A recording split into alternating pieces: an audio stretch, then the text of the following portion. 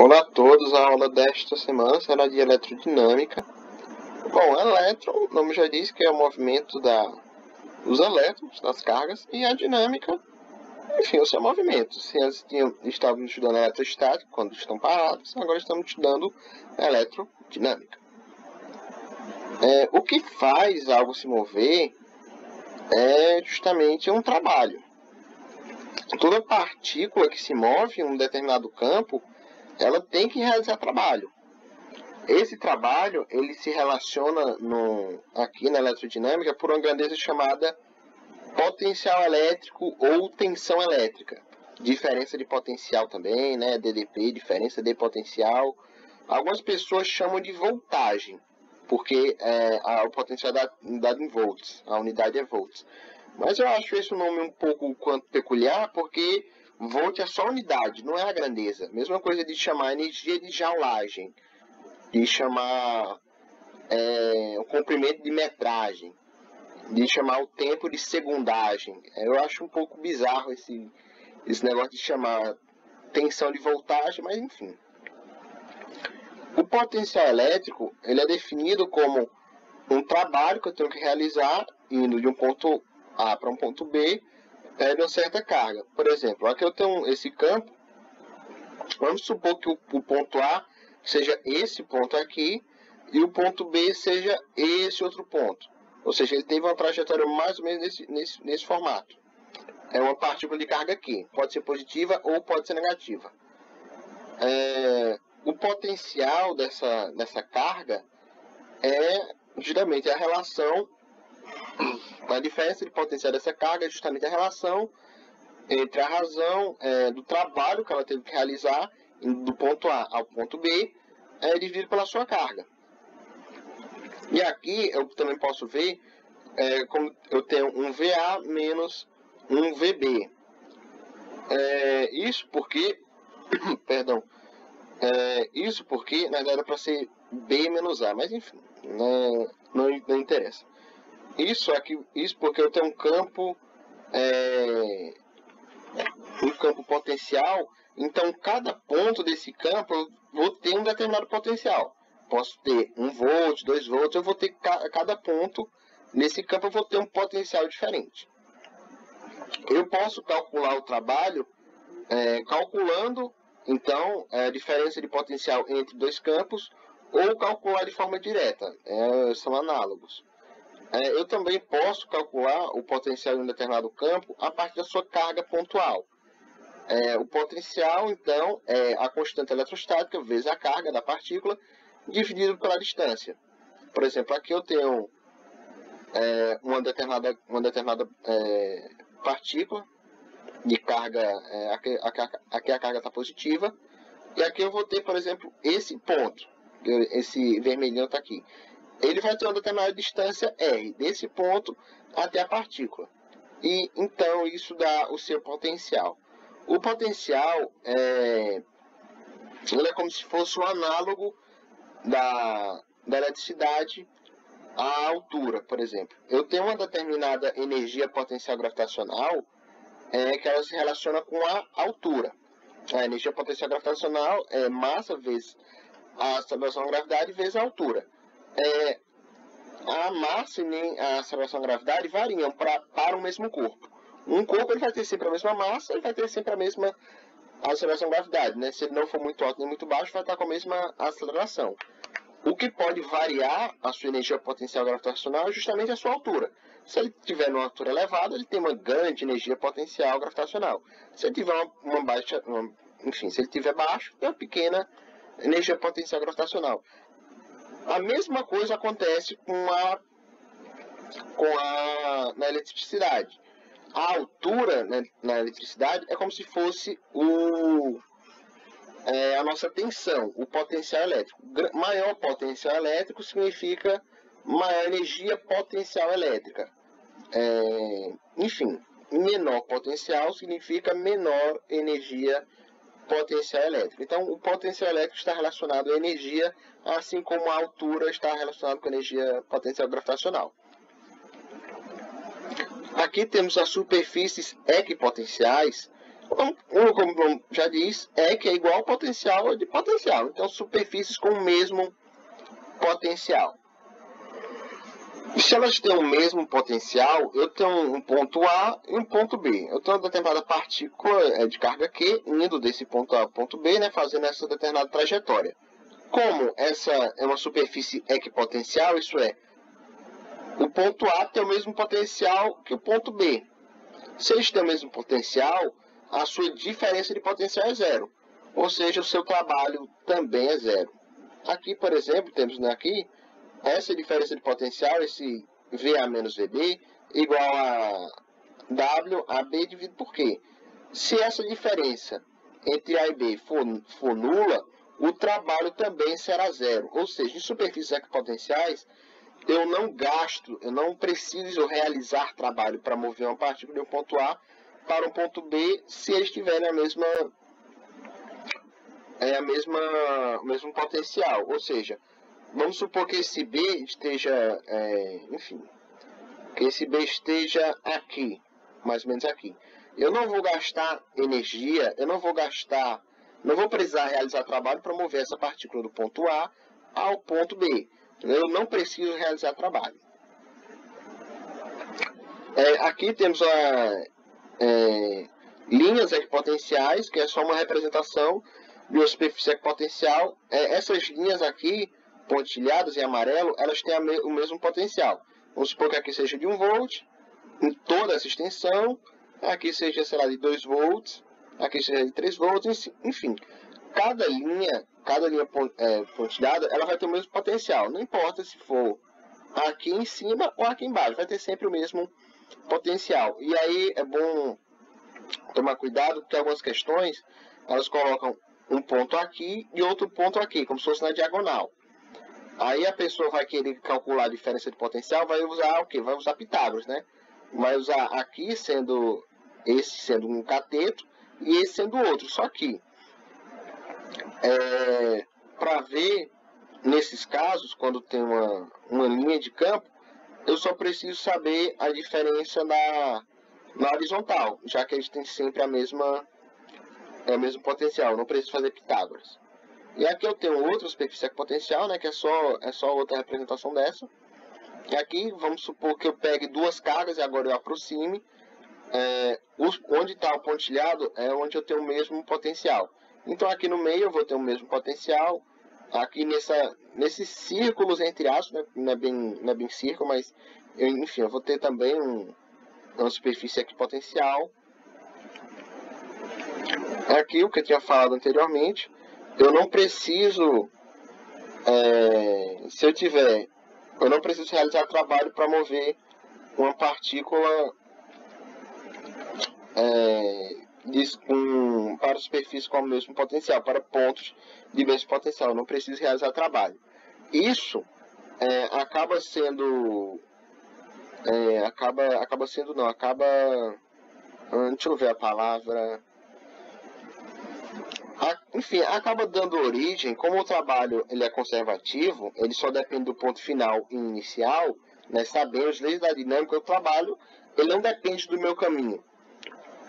Ele só depende do meu ponto inicial e do meu ponto final. O mesmo ocorre com o potencial. Eu só dependo do meu ponto inicial e do meu ponto final. Não importa o trajeto que eu faça. Eu posso ir em zigue-zague, eu posso ir reto, eu vou ter sempre o mesmo potencial e o mesmo trabalho. Aqui, enfim, a integral, que é esse símbolozinho aqui, que é um símbolo da matemática no ensino superior, tem o mesmo valor ao longo de qualquer caminho indicado entre A e B, porque por causa da natureza de conservação do campo elétrico. De fato, o campo elétrico se conserva, é conservativo, o trabalho ele só depende do ponto final inicial, então o potencial também só depende do ponto final inicial, não importa o caminho que eu faça. E aqui outra superfície equipotencial, essas linhas aqui eu tenho o mesmo potencial nessas linhas. Agora, corrente elétrica é uma taxa, é como se fosse, vamos supor, uma velocidade, vamos dizer assim. Seria uma velocidade com a qual um determinado número de cargas passa por unidade de tempo. Então, a corrente elétrica, denotada por I que vem de intensidade da corrente elétrica. Então, I é igual a delta Q por delta T. O delta Q, então, é a quantidade de carga que passou, o número de cargas, de elétrons, enfim, que passou, e o delta T é justamente o intervalo de tempo. Aqui eu tenho um determinado circuito, eu tenho uma bateria e eu tenho uma lâmpada. Para os elétrons, para eles irem da bateria para até uma lâmpada, vai ter um determinado tempo. E vai ter também uma certa quantidade de elétrons que vai ser transportada. Eu posso ter um elétron, 2 elétrons, enfim, mols e mais mols de elétrons. Então eu vou ter uma determinada corrente passando aqui, passando entre a bateria e a minha pilha. Entre a minha lâmpada. Eu vou ter uma determinada corrente elétrica. O sentido real da corrente elétrica é o denotado por verde. É o que sai do polo negativo, vai até o polo positivo. Esse é o sentido real da corrente. Por que real? Porque justamente como o elétron é negativo, ele vai sair do negativo, ele vai ser atraído pelo positivo. Mas por muito tempo se achou que os elétrons, em vez de serem negativos, por muito tempo se achava que os elétrons eram positivos, eram como se fossem os prótons. Então, há dois sentidos entre as da corrente elétrica. É o sentido real, que é o sentido que acontece no mundo real, que, enfim, é o que ocorre mesmo, e tem o sentido convencional, que é o que se convencionou. Como antigamente se pensava que o elétron era positivo, ficou que o movimento o sentido da corrente elétrica seria do positivo para o negativo. Então, enfim, essa é a diferença entre o convencional e o real. Nos casos a gente leva em consideração o sentido convencional, mas é só por uma questão para facilitar mesmo. Aqui temos outra representaçãozinha do trabalho. Era para esse slide estar trocado, era para estar atrás desse, mas enfim. Aqui eu tenho um gráfico, I por T. Se eu quiser saber a área, é só multiplicar o I pelo T. Ou aqui, como não é uma superfície muito regular, eu tenho que aproximar, né, fazer uma aproximação, dizer que aqui é um triângulo, enfim, ficar e aproximando. Mas enfim, basicamente a quantidade de carga que passa é igual à área.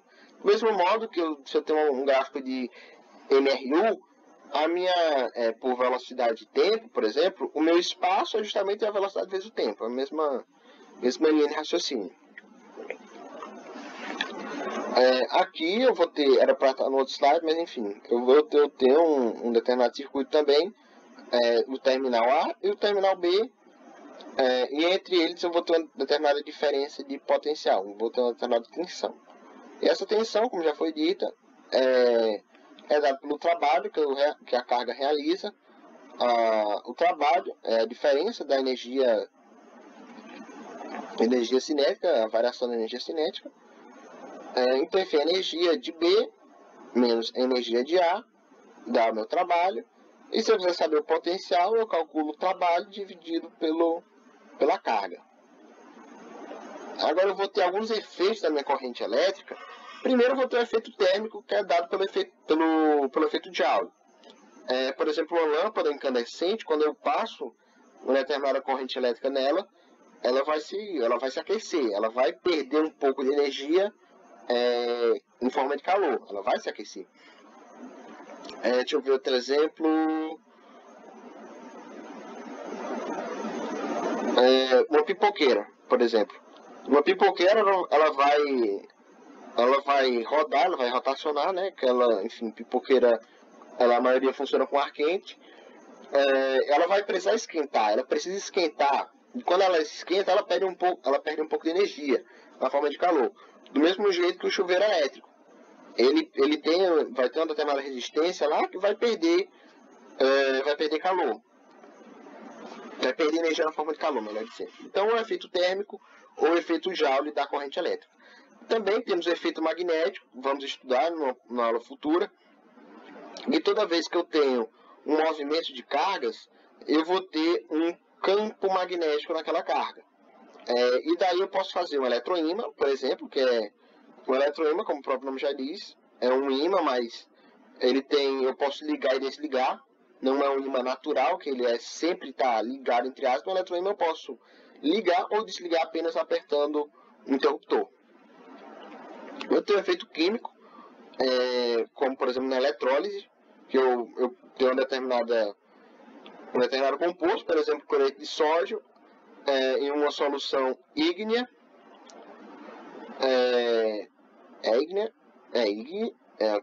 de fato, tem uma solução ígnea, eu passo uma corrente elétrica e eu vou ter uma eletrólise, eu vou ter uma separação entre o sódio e o cloreto. Aqui está representada uma pilha. Do mesmo modo, eu tenho uma pilha, um ânodo vai oxidar e o cátodo vai reduzir. Eu tenho um determinado cargas, no caso elétrons, saindo do ânodo e indo para o cátodo, para o cátodo, enfim. E isso eu vou ter uma corrente elétrica. Eu também posso ter efeitos fisiológicos. Todas as nossas células funcionam com base em potenciais, em corrente elétrica. Enfim, todas essas células funcionam, mas a que mais dá para notar isso com mais facilidade são as células neuronais e são as células esqueléticas, não, células musculares, né? No caso, as musculares esqueléticas, do músculo estriado esquelético. Aqui, por exemplo, eu vou ter um determinado potencial de ação. Esse potencial de ação está relacionado com o número de cargas de sódio que eu tenho dentro da célula e a quantidade de sódio que eu tenho fora da célula, e a quantidade de potássio que eu tenho dentro da célula. Como eu posso ter uma movimentação do sódio e do potássio, abrindo os canais de sódio, abrindo os canais de potássio. Quando eu abro, o sódio pode entrar, o potássio pode sair, enfim. Eu vou ter uma determinada corrente elétrica, porque eu vou ter íons se movendo, vou ter carga se movendo. Então, quando isso acontece, eu vou ter uma determinada tensão, e essa tensão se traduz num gráfico do potencial de ação. Aqui eu vou ter uma tensão linear. Essa célula aqui, como é uma célula muscular, é uma célula que ela se excita. Isso ela pode se contrair. Então, se eu aplicar um determinado limiar, por exemplo, menos 90 milivolts, ela não vai se contrair. Mas se eu aplicar qualquer coisa acima de menos 55 milivolts, ela se contrai. Esse tipo de contração, esse tipo de ação é conhecido como tudo ou nada. Ou eu tenho o meu potencial mínimo, e aí eu tenho a minha contração, ou eu tenho abaixo do mínimo, então eu não tenho a minha contração. É tudo ou nada. E quando isso acontece, eu vou ter uma despolarização, isso é, vai estar entrando sódio, vai estar entrando sódio dentro da célula, eu vou estar despolarizando, ela vai chegar no seu ápice e depois ela vai repolarizar com o sódio saindo. Aí vai ter um determinado período refratário, que é o período que ela demora para sair da repolarização e começar a entrar em outro limiar. Enfim, quando há transferência de carga através de um elemento, uma quantidade de energia é formada ou absorvida por este elemento. Enfim, é só uma consequência da conservação de energia. É só uma consequência da conservação de energia. Então, enfim, a variação no trabalho realizado é simplesmente a variação da minha carga vezes o meu potencial, ou a variação do meu potencial vezes a carga. Enfim, mesma coisa. Visto que, por definição, a taxa com a qual uma energia é dissipada é a potência, denotada por P, tem-se que, sabemos que a potência é energia pelo tempo, é o trabalho pelo tempo. A variação de energia pelo tempo, melhor dizendo. Sabemos isso desde da parte dinâmica. Enfim, só estamos rearranjando alguns termos, como o trabalho é dado pelo potencial vezes a carga, substituímos aqui o potencial vezes a carga dividido pelo tempo. A carga dividida pelo tempo é simplesmente a minha corrente elétrica. Então, a potência elétrica é a minha tensão vezes a minha corrente. Agora temos a resistência elétrica, que é outra grandeza da eletrodinâmica, que todo material ele tem uma certa dificuldade para a passagem da minha corrente. Por exemplo, eu tenho materiais que a corrente não passa, são os isolantes, a corrente tem muita dificuldade para passar, como a borracha, e tem os materiais que a corrente passa muito fácil, como os metais, como, enfim, o alumínio, enfim, são determinados materiais. A corrente elétrica passa com facilidade, determinados materiais passa com muita dificuldade, ou então nem passa. E essa facilidade ou dificuldade é conhecida como resistência elétrica. Todos os materiais possuem resistência elétrica, uns mais, outros menos.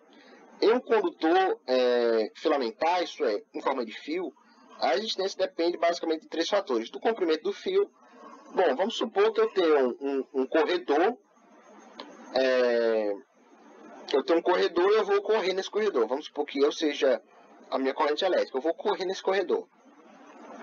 Se o corredor for muito grande, eu vou ter uma dificuldade para passar pelo corredor. Já que ele é muito grande, eu vou me cansar. Se ele for curto, eu passo rápido. Eu passo com maior facilidade. A área da seção transversal do fio.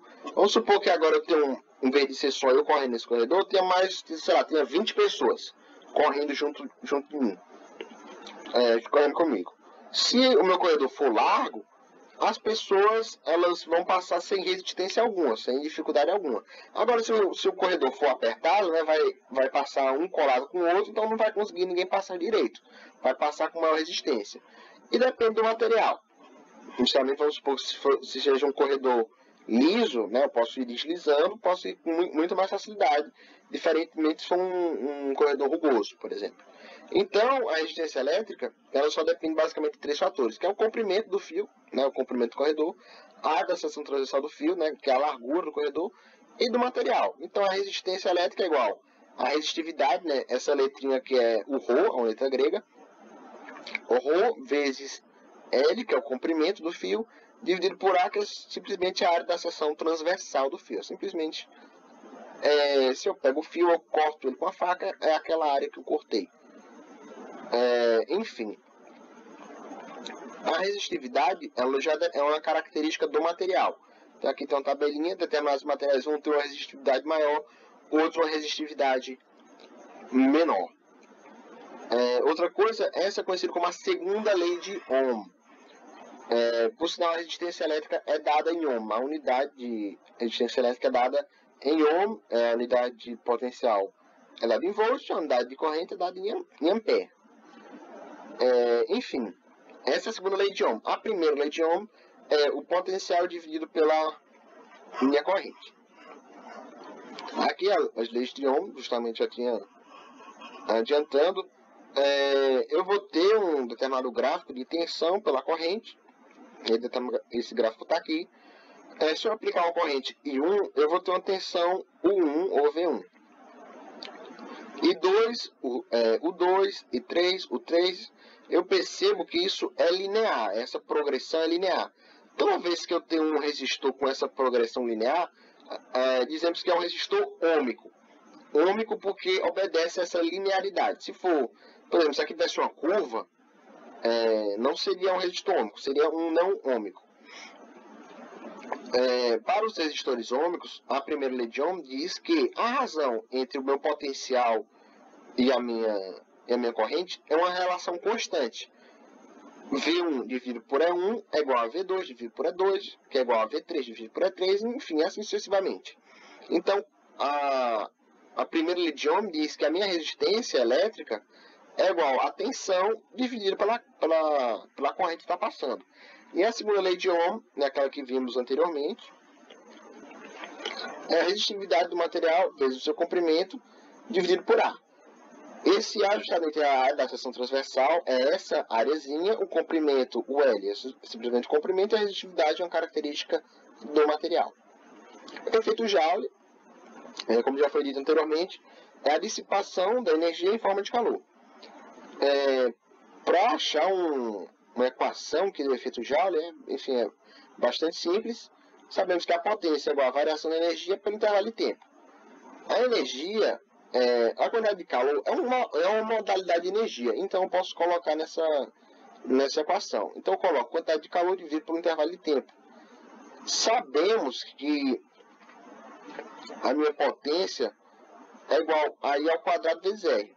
Bom, sabemos que a minha potência é V vezes I. Se a minha resistência é V dividido por I, se eu isolar o V, eu tenho que a minha potência é I ao quadrado vezes R. Passando o ΔT aqui para cima, eu tenho que a minha quantidade de calor é igual a I ao quadrado, a corrente ao quadrado, vezes a resistência, vezes o intervalo de tempo. Essa equação é válida quando a minha corrente elétrica é constante no tempo. Caso a minha corrente elétrica não seja constante no tempo, e se a minha tensão seja constante no tempo, é fazer o mesmo processo, só que agora eu tenho V ao quadrado dividido por R. Jogando ΔT aqui para cima, eu tenho que a quantidade de calor, enfim, do efeito Joule, é a minha potência ao quadrado dividido pela minha resistência vezes o intervalo de tempo. Isso para quando a tensão for constante. Notamos aqui que quando a corrente é constante, a resistência é diretamente proporcional à minha quantidade de calor. Quando a tensão é constante, como acontece nas nossas casas, aqui no estado de Pernambuco, por exemplo, a nossa tensão é 220 padronizada para todo o estado de Pernambuco. Então, como a tensão é constante, eu tenho que a quantidade de calor inversamente proporcional à minha resistência. Agora, algumas equações. Como foi dito no início da aula, essa foi uma aula bem curta, bem resumidazinha, bem básica, bem diferente mesmo. Porque, enfim, como eu não estou tendo nenhum retorno com as aulas, não tem por que ficar me esforçando, feito um louco, para dar aula que eu sei que não está sendo aproveitada, infelizmente. Mas caso alguém queira aproveitar, aprofundar alguma coisa, enfim, pode me procurar os outros educadores sem problema algum. No Equador, a radiação solar média por mês sobre a superfície da Terra é de aproximadamente 791 megajoule por metro quadrado. Por quantas horas aproximadamente deve permanecer ligado ao aquecedor com tensão igual a 220 volts e corrente elétrica de 20 amperes para produzir uma quantidade de calor equivalente à energia solar mensal incidente de um metro quadrado? Enfim, a questão deu que que a taxa de radiação solar em média é que eu vou colocar de energia do Equador, dividido por A pela área, que a questão já deu, 792 megajoule por unidade de área, né, por metro quadrado. A energia absorvida é simplesmente o meu potencial vezes a minha carga. A carga é igual a corrente vezes o intervalo de tempo. Então, a questão deu a tensão, deu a corrente, e eu vou descobrir o meu intervalo de tempo. Não é só apenas substituir os valores, né? 220 vezes 20, que dá 4.400. Agora, fazendo a regra de 3, eu vou pegar 792 está para 1 metro ao quadrado, assim como 4.400, né, que é essa multiplicação aqui, dividido por 1 metro quadrado. É só uma regra de 3. Passando aqui, enfim, multiplicando, fazendo a conta, eu tenho que, enfim, lembrando sempre que 1 megajoule é igual a 10 elevado à sexta potência. Então, intervalo de tempo 180 mil segundos, que é simplesmente 50 horas, né? Fazendo a conversão, que é a letra C. Aqui é a letra C de 50 horas. Uma pessoa demora 45 minutos em seu banho diário. Sabe que seu chuveiro consome uma potência de 5.000 watts e a voltagem de 220 volts, e que o custo de energia é de 20 centavos por quilowatt-hora. Quanto esta pessoa gasta mensalmente com seus banhos? Considere que a pessoa toma um banho por dia e que o mês tem 30 dias. Bom, a energia é simplesmente potência pela unidade de tempo, vezes a unidade de tempo. Eu tenho a potência, a questão deu que a potência é 5.000 watts, só que o custo de energia é dado em quilowatt-hora. Se o custo de energia é dado em quilowatt-hora, eu tenho que converter a potência para quilowatt e o meu tempo para hora. 5.000 watts, 5.000 watts é simplesmente 5 kW. No intervalo de tempo, ó, ele deu que ele demora diariamente 45 minutos no banho. Então, 45 minutos é igual a 3/4 de hora. Então, enfim, substituindo aqui esses valores, 3/4 dividido por 5, eu tenho que a minha energia de cada banho é de 3,75 kWh. Só que ele quer o custo mensal, o custo de 30 dias. Ou seja, eu pego 30 e multiplico por essa energia, que dá 112,5 kWh. Fazendo a regra de 3, eu pego 20 centavos, está para 1 kW, assim como o X está para 112,5 kW. Resolvendo essa regra de 3, eu tenho que o meu custo mensal do banho é de R$ 22,50, que é a letra C. Aqui, letra C. Enfim, essa foi a aula de hoje, foi uma aula bem simplesinha. Eu espero que não tenha ficado confuso. Eu estou com uma contenção na minha boca, então não consigo falar direito. Caso alguém tenha alguma dificuldade, pode me procurar sem problema algum, ou os outros educadores, caso sintam mais à vontade. Bons estudos para todos.